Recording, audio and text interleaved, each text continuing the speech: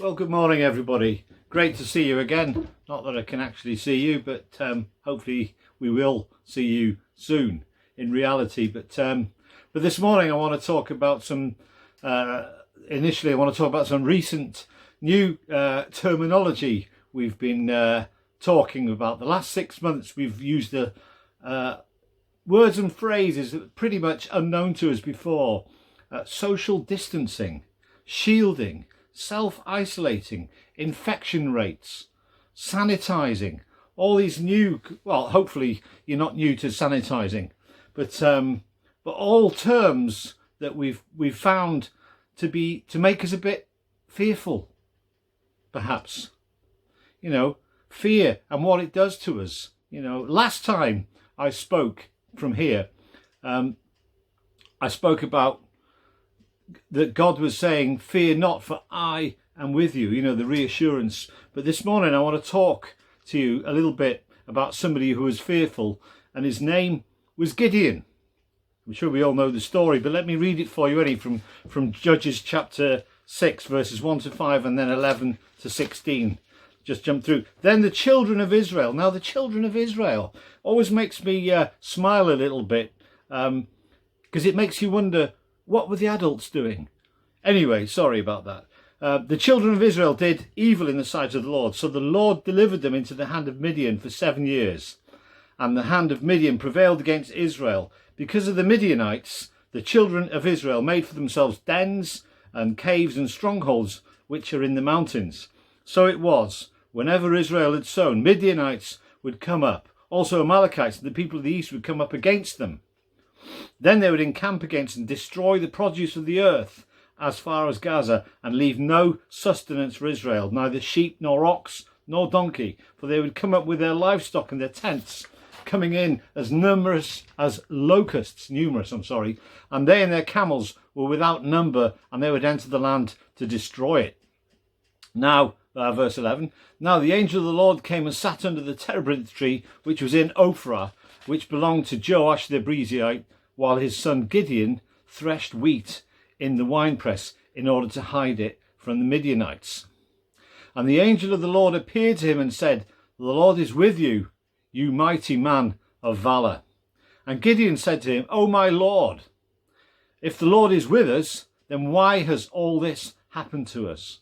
And where are all his miracles which our fathers told us about, saying, did not the Lord bring us up from Egypt? But now the Lord has forsaken us and delivered us into the hands of the Midianites."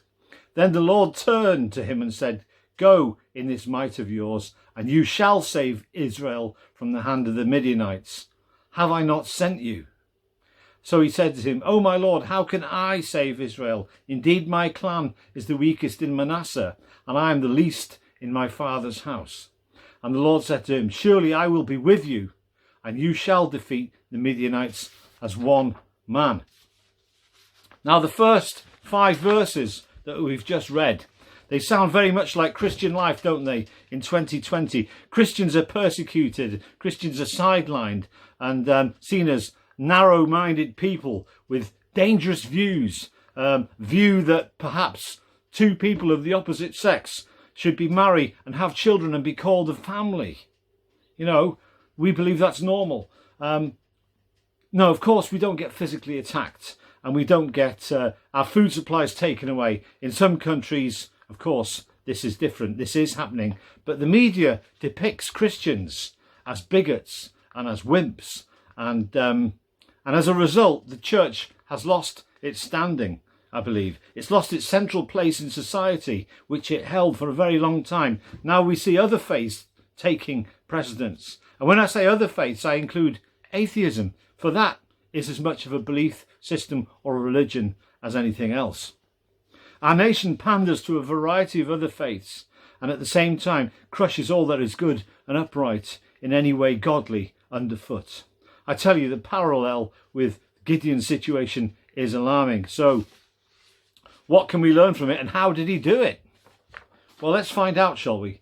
We first find Gideon in chapter 6 collecting wheat and pathetically hiding from the enemy threshing. Now, threshing is when you get your wheat and you bash it against something to knock the husk off so you can get to the pure grain and let all the waste and the chaff just get blown away in the wind. Now, you would normally do that in the open air in the ancient Near East, but of course, Gideon is in a situation where he and his people are being attacked and oppressed by all these other foreign nations and forces, and he's finding it that he's got to hide in this wine. Now, a wine press is an enclosed space. It's not normally where you would thresh wheat. It's an enclosed space. It's in the ground. It's where you put all your grapes in and tread on them, or use some kind of press to extract the juice from the grapes to make your wine. It's not meant for threshing wheat in. But here's Gideon, in this wine press, threshing his little bit of wheat so he's not seen by the Midianites. It's a bit of a pathetic sight, isn't it?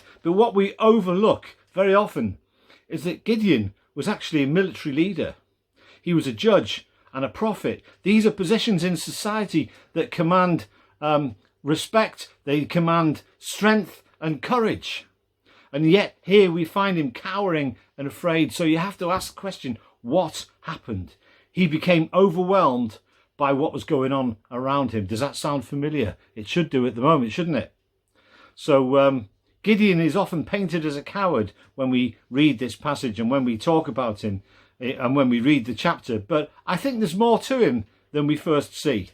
The first thing is that when we're faced with the glory of God, as Gideon was, we then look at ourselves, don't we? We see our own weaknesses, our own inadequacies. And it's like Isaiah. Isaiah, in Isaiah chapter 6, God spoke to him and he said, woe is me. I'm a man of unclean lips. All he could see was his own shortcomings. And then because he's seen the glory of God. And it's Peter, the Apostle Peter. I love Peter because he always fouled up. He made a mess of things, but he came good in the end, didn't he? And Jesus kind of, he realized that he was with Jesus and Jesus was just so holy, and he was on his face and he was like, go, depart from me. I'm unclean. I'm a sinful man. I don't deserve to be here. So Gideon, I guess, when he saw the glory of God, when this angel was speaking, all he could see was himself and his weaknesses, and going on about how he's the weakest and he's the least in his family and all these kind of things. So with Gideon, Gideon was faced with the angel of the Lord. Quite understandably, he looked to himself and had some serious doubts, as would we. So, let's not be too hard on Gideon. So firstly, Gideon had a reason to be fearful. Now, I preached once on reasons to be cheerful. This is Gideon having a reason to be fearful. There was enemies, there was principalities and powers. And in Gideon's time, there were a lot of enemies. There wasn't a lot of peace in the ancient Near East. And the enemies were the Midianites and the Amalekites. And it says in the passage we just read about other eastern peoples. Now, they would destroy the crops and the livestock, the things that they were trying to grow to survive, to eat, to just feed the nations. And the Midianites were a formidable enemy and a powerful oppressor. Apart from this, they were so outnumbered by them. The Israelites always hid when they were about, and something had to change. Something had to change. The thing is that there was a cycle going on. Things would go well. People would then turn from God. As everything was going well, they forget about God. And they just go, and the Bible says about everybody doing what was right in their own eyes. And then things go bad. They're serving other gods. They're forgetting about their true God. And they're falling into worshipping idols and things like that. And denigrated behaviour. And then, something has to happen. They hit rock bottom. And they start getting, God allows them to be oppressed by an enemy.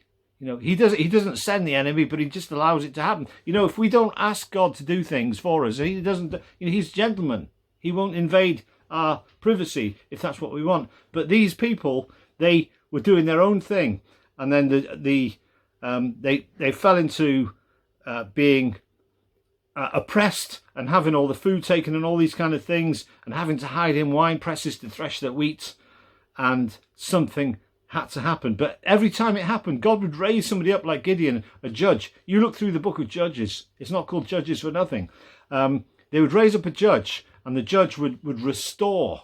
Through listening to God and doing what was needed, the judge would restore the proper environment, and things would get back to normal, and the people would turn back to God, and everything would be great. And then, of course, it would go into this same cycle again, and they would end up in the same way, falling into the hands of an enemy. So it was a cycle. It would go on and on and on.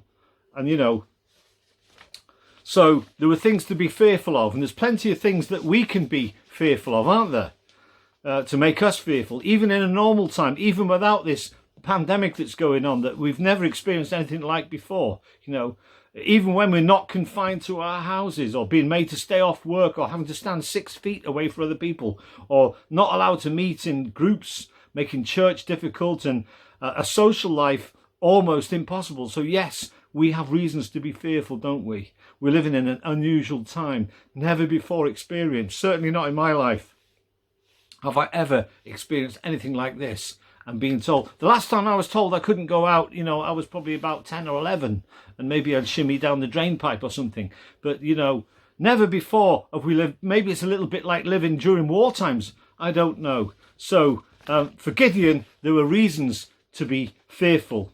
So what else? Gideon also shows us about overcoming fear. Fear's an obstacle, isn't it? It prevents us from living a normal life. It changes our outlook. And it makes us weak and incapable of rational thought even. But it's an obstacle, and any obstacle can be overcome, can't it? So in Gideon's case, he was gripped by fear. He wasn't facing an inconvenience or the possibility of a job loss or anything like that. He was faced not only with losing his food supply, but possibly his life and the life of his rest of his people as well. Things were very, very serious. You know, some fear is natural though, isn't it? And it exists to preserve our life. That's a different kind of fear. I remember going up the CN Tower in Canada, and when we were going up in the lift, the lady that was operating the lift said to us, if you're really brave, when you get to the top, you can stand on the glass floor. And I thought, really brave? I work at heights every day. I'm used to this kind of stuff. This is nothing. But you know what? We got to the top, and I boldly walked towards this glass floor, 1,000 feet, 1,000 feet off the ground. This floor, I boldly walked up to it, and then you know what? Something took over, and I just was being recoiled back away from it. My body, my mind was telling me, this is dangerous. You've got to keep away from this. This is life-threatening. You must get back. And you know what? I couldn't overcome that impulse, and I couldn't stand on it. I felt such a wimp. Yeah, I work at height, about 45 feet up in the air perhaps sometimes, not 1,000 feet. It was very scary. And my self-defense mechanism, the fear that I have of falling 1,000 feet kicked in and saved me. And, you know, that's a different kind of fear. That's self-preservation, and it keeps us alive. But, you know, some events are outside of our control, aren't they? Like the current situation with this deadly virus. We can't do much about it. We do our best to stay safe. We follow the guidelines. You know, we wash our hands. We wear masks. You know, we keep away. We keep the right distances away. We make sure that we don't go in too many numbers to places and things. And, you know, we couldn't even visit our family in their garden for months and months and months. And it's only now that we can kind of do those things in limited numbers. But we keep the guidelines, and we're sensible and take the right precautions, and we'll be okay, won't we? But for things we have no control over, there's only one option. We trust God, don't we? We don't know why we're in this situation or how long it's going to go on for. God is the same yesterday, today, forever. And he doesn't change, does he? It's us that changes. God never changes. We change, and so do our perceptions, but he remains steadfast and sure. So that's good, isn't it? But do you remember Peter talking about overcoming fear? Peter, the apostle, I've mentioned him just a moment ago, but he was out in the boat fishing, you know the story, and he was with the disciples, and they saw Jesus in the distance, and they thought it was a ghost to start with, because he was walking on the water. Not something you see every day. His first thought was, I can do that. Remember, I love Peter. He's great, isn't he? You know, he's so impulsive. I can do that. I'm going to do that. And he calls on Jesus to invite him to join him on the water. And of course, Jesus says, yeah, come on, Pete, get out the boat and come and walk over to me. And the Bible tells us that he does just that. And he too is walking on the water. And then something happens, doesn't it? Fear starts to get to the better of him. And he starts looking at himself and looking at the situation and thinking about it and thinking about the physics of, hang on a minute, this isn't right. This isn't normal. You're not supposed to be able to walk on water like this. This is wrong.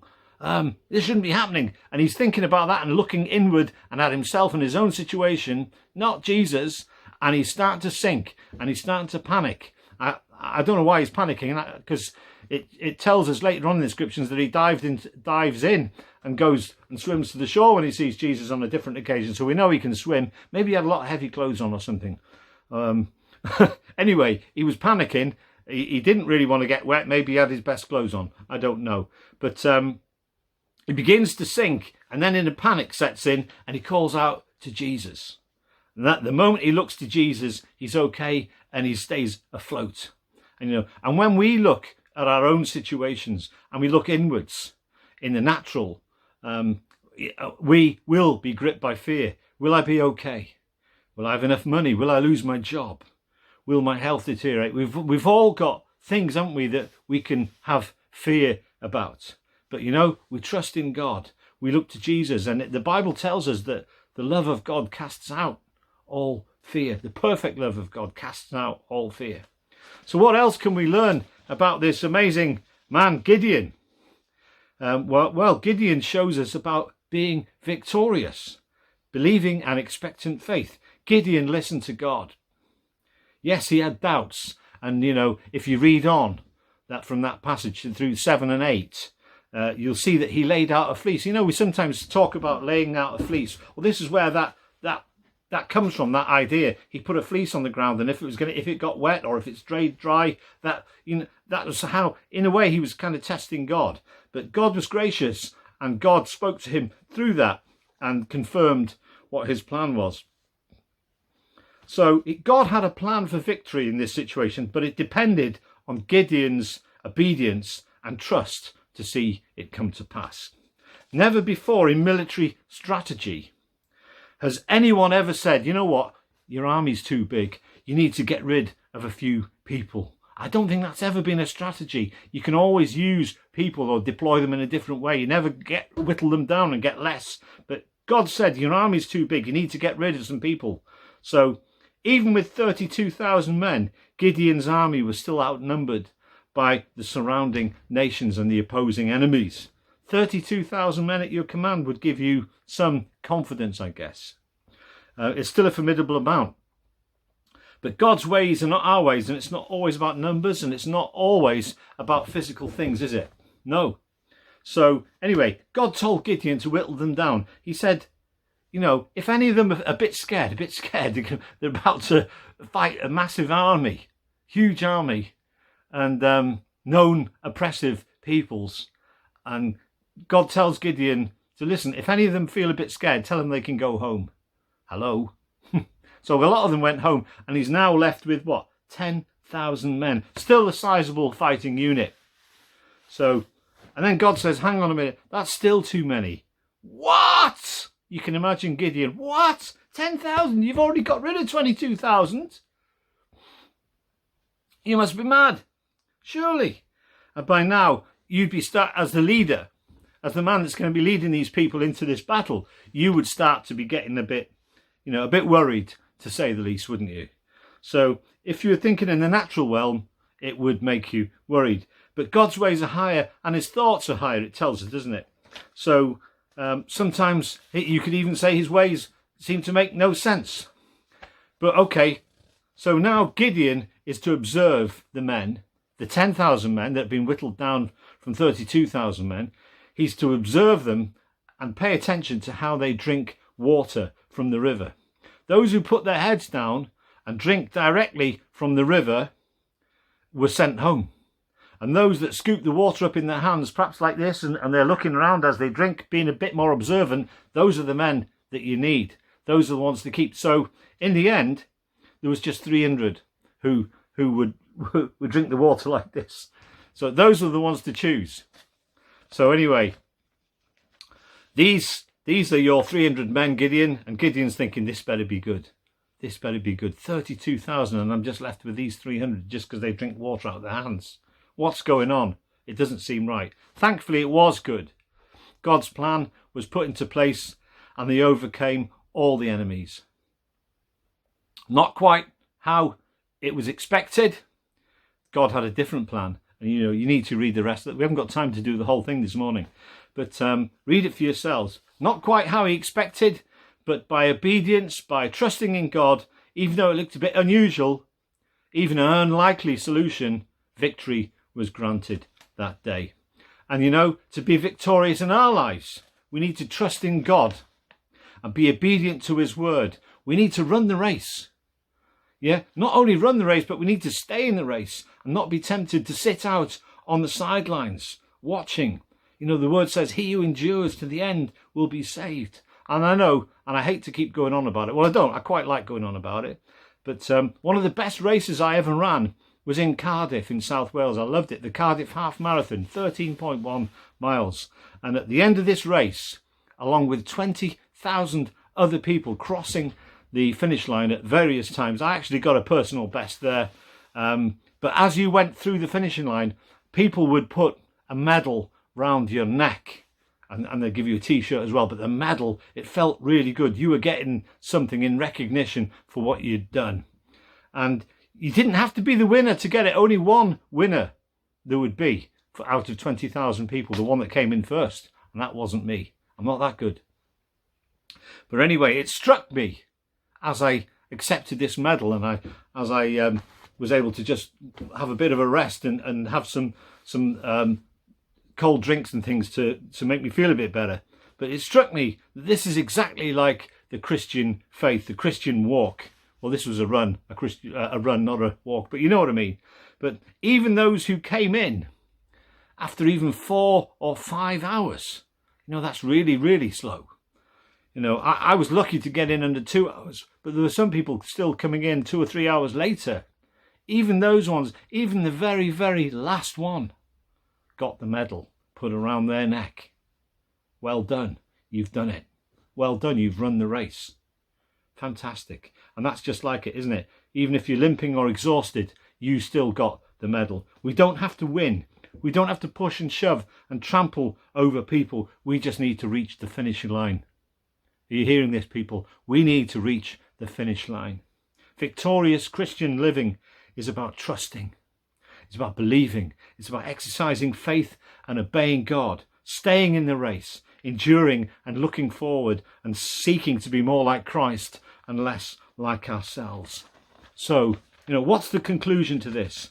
Well, God wants to raise up 21st century Gideons. And I don't mean the ones that place Bibles in hospitals and in hotel rooms and all those kind of things, although they're great people. And we should thank God that there are people so diligently placing Bibles where they would otherwise not be. The angel of the Lord appeared to Gideon. I can't begin to imagine what that would have looked like. The angel of the Lord appearing to Gideon and telling them that he's the man of power for the hour. He's the one, like in the Matrix, the one, you're the one. So we, the Christians, need to be bold and assertive, not apologetic, cowering and wimpy, if and I don't mean the burger chain. But God is looking for people who are 100% sold out to him and who will take the gospel to all that need it, isn't he? The question is, who are these people? Is God looking for university graduates?